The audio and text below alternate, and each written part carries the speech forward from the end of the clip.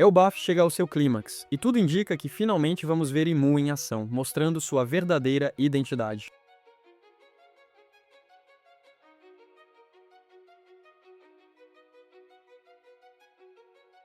Fala, meus tripulantes, sejam muito bem-vindos a mais um vídeo de One Piece. Hoje a gente vai analisar e teorizar sobre o capítulo 1178 do mangá, que simplesmente terminou de forma absurda de épica. Mas calma, vamos por partes. Luffy chega junto com Usopp e Brook, e vai direto na direção de onde está Imu. Enquanto isso, o vilão finalmente conecta dois neurônios e chega a uma conclusão. O capitão daquele navio de gigantes que há anos atacava embarcações do governo mundial era o Lock. E não só isso. Também existiam relatos de uma criatura gigante voadora. Quando Luffy chega e parte para cima de Gunko, ele presencia algo bizarro. Uma massa negra sai do corpo dela. Ou seja, Imu está ali. Isso, para ser sincero, já era algo que dava para imaginar. O Oda tem uma certa dificuldade em colocar o protagonista, ou qualquer homem, lutando diretamente contra uma mulher. E não, Big Mom não conta, porque ela foi criada de forma grotesca justamente para contornar isso. Então, para evitar esse tipo de situação, o Oda faz Imu usar o corpo da Gunko, se manifestando como essa sombra, sendo esse o verdadeiro alvo dos golpes. Inclusive, o mais lógico é que depois dessa batalha, a Gunko caia inconsciente. E quando acordar, descubra que foi o Brook quem cuidou dela. E aí sim, ela poderia revelar tudo o que sabe. O Oda não vai simplesmente largar o flashback dela pela metade. É ali que a gente provavelmente vai mergulhar ainda mais no passado do Brook. Mas enfim, isso fica pra depois. Agora o foco é outro. Imu tenta usar o Dome Reverse em Luffy e Lock. Ele ordena que os dois passem a se odiar.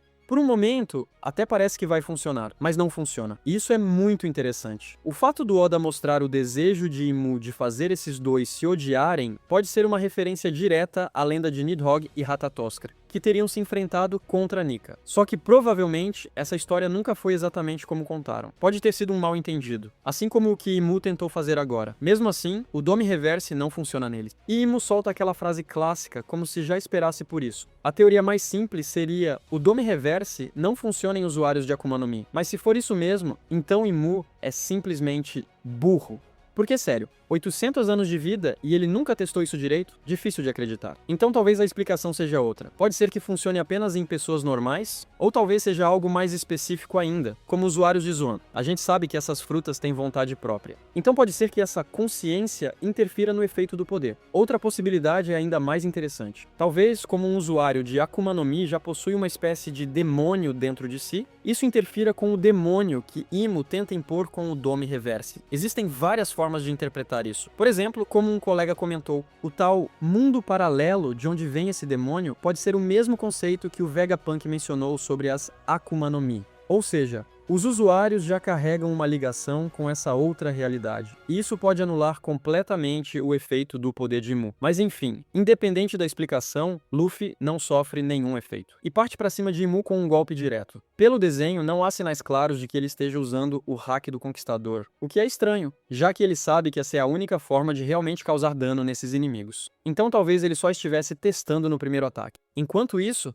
Lock também entra na luta. Ele se prepara para atacar com Ragnar. E cara, isso é muito a cara do Oda. Criar um dos personagens mais épicos e imponentes da obra, mas dá pra ele uma arma que é basicamente uma esquilinha adorável. É exatamente esse contraste que faz One Piece ser tão único. Depois do ataque de Lock, Imu acaba preso em um bloco de gelo. E nesse momento, Luffy simplesmente perde todas as suas energias. Isso aqui vai virar um problema. Porque agora, alguém vai ter que aparecer para alimentar o Luffy. Enquanto isso, do outro lado, Chopper começa a reverter os gigantes que estavam sob efeito do Dome Reverse. E tem um detalhezinho interessante aqui. O Zoro faz uma piada dizendo que isso provavelmente acontece porque o Chopper é um grande médico. E isso praticamente descarta a ideia de que ele tenha alguma Zoan mítica com poder de cura. Continua sendo muito mais lógico pensar que isso é simplesmente um efeito da Hito no Mi, a Akuma no Mi do humano. Ou seja, Chopper pode estar literalmente humanizando esses gigantes que estavam corrompidos. Agora corta para outro ponto importante. Robin e Saul estão na biblioteca, só que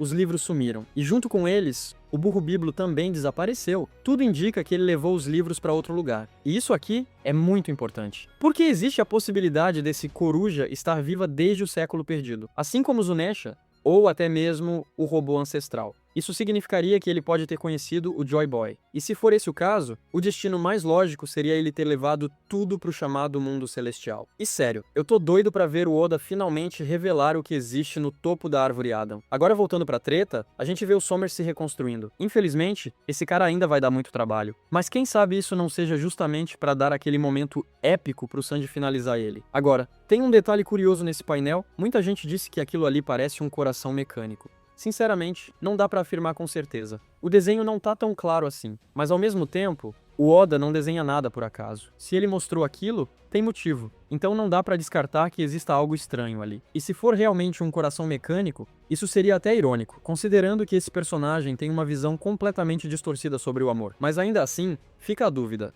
Isso teria alguma implicação real na história? Já manda aí nos comentários o que você acha. É um coração mecânico ou só impressão? Agora voltando pro foco principal. Luffy tá completamente sem energia, e isso abre uma oportunidade perfeita. Primeiro pra gente ver o Loki lutando sério, e depois, quando ele estiver em apuros, Nika voltar à cena mais uma vez. Enquanto isso, o Imo que estava preso no gelo simplesmente desaparece. E a próxima cena muda completamente de cenário. Mary Joyce. E presta atenção nisso aqui, tudo ao redor do palácio está destruído, e sinceramente, isso tem muito cheiro de Barba Negra. Pela forma como os destroços estão espalhados, parece muito com o que ele fez na ilha Hachinosu, absorvendo tudo com o poder da sua Akuma no Mi e depois liberando tudo de uma vez. Agora a gente vê o Imu no Jardim das Flores. E aqui tem um detalhe muito curioso. Pode ser viagem, mas vale mencionar. Existem duas borboletas ali, mas também parece que tem restos. Pode ser só um efeito visual mostrando o rastro do voo, mas também pode ser algo mais simbólico. Como se uma das borboletas tivesse sido consumida, como se o Imu tivesse gasto